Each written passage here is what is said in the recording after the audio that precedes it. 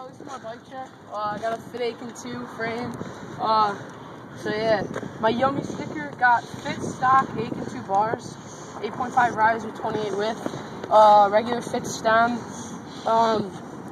Fit grind forks with some stock, regular pegs.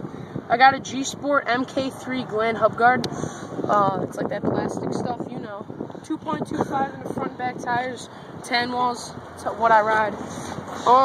Fit stock cranks, Odyssey twisted PCs, Mutiny seat post with a Hoffman bike seat.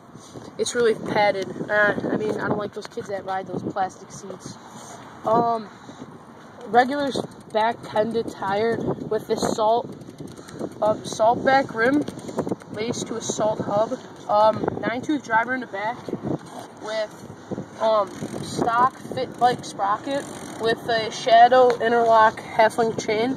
Oh yeah, and the front rim's a Wingman single-walled rim with lace to a Wingman hub, and then the back rim's a double-wall rim. And pretty sure that's it, right? Yeah, that's it. Thanks for watching my bike check, guys, and watch more videos. Peace.